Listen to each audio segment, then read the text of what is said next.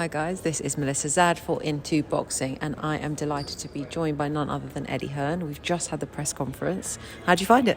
It was good. I mean, I'm just trying to, I don't believe Joshua Buatsi, when I said to him, that head-to-head, was there any part of you that went into camp thinking, I want to take this guy out in style? He's like, no, I don't believe him. There's a genuine respect, but there's also a great rivalry between two young men that are from the same area, grew up in similar paths, know the same kind of people, both want to achieve their dream of becoming world champion. But on Saturday at the O2, it's the local fight, but it's also a fight that's big on a world level as well, and I think it's going to be a great fight. Let's talk a little bit about that division, because obviously it's quite stacked. What do you see the winner of this fight going on to do next? Well, I think if Canelo Alvarez doesn't rematch Bivol next, I think the winner of this fight will face Dimitri Bivol next. But there's so many great domestic fights out there as well. I mean, look, Callum Smith is another guy we're trying to get a world title fight. He's number one for Beterbiev at the moment, but maybe the winner fights Callum Smith.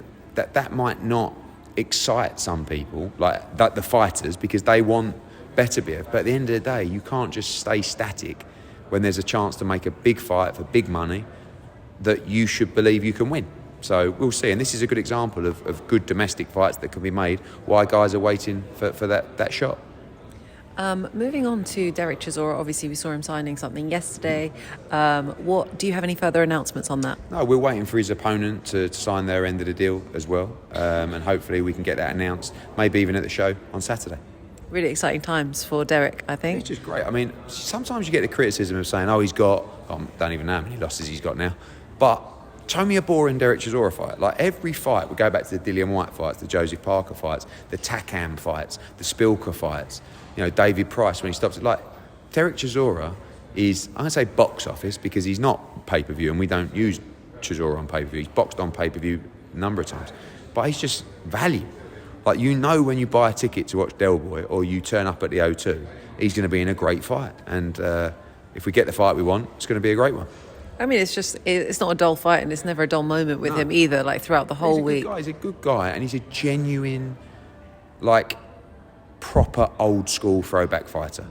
He's a guy that will wear his heart on his sleeve and will come to entertain, and he always does. So a couple of awkward ones from me now. Yeah. So what do you make of comments made by Leonard Ellerbe calling you the biggest piece of shit? I think it was. He said he has no idea what he's doing. I mean, I ain't done bad, have I? For someone that doesn't know what they're doing, and he's basically the number one promoter in the world globally, but I don't know what I'm doing. Okay. I mean, look, I don't know. I mean, Leonard Ellerbe, he's not even a promoter, really. He just works for Floyd Mayweather. So, I don't know.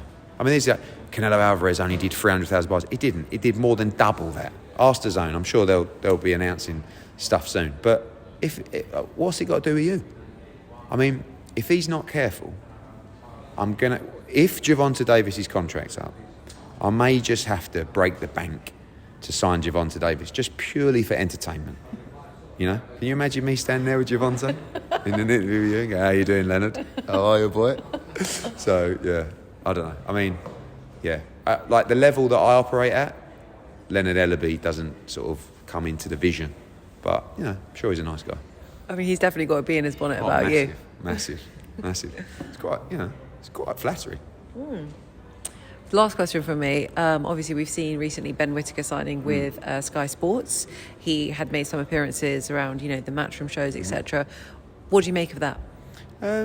We agreed a deal with Ben probably about 2 or 3 weeks before he signed with Sky. We were paying about 60% that Sky were paying when he agreed the deal. And then when they told Sky, they came back with another couple of $100,000 out of somewhere, and then it was more than double that we were paying. And it was a hard decision for Ben, because I know he wanted to be with us, but it's a lot of money. And I don't want to say he's not worth it, because that's disrespecting, he's a great fighter. But as a business, I know the value of fighters, regardless of how good they are. And on a short-term deal like that, it would have been a bad move for us to get anywhere near it. And I think it's such a big financial deal it's hard not to take it. So I don't see it as a bad decision, you know. And you've got to make the most of this crazy time at the moment where people have lost their heads a little bit. And for a fighter, make the most of it. Take the money. It's like Fraser Clark. Money they get, it's unbelievable. You know, 258 and those guys come to me and said, look, this is the offer from Sky. How close can you get? And I just went, nowhere near. Take it now, sign it now, collect the money now, and go and buy a house. You know, because some fighters have got, you know, got a long future, and some fighters, with a fight game, you just never know what the future holds. So it's very difficult not to take, in that instance, a deal that was 2 times more than we were prepared to pay. So you can't hold it against him. Eddie, thank you so much for your time. I appreciate it. Thank you.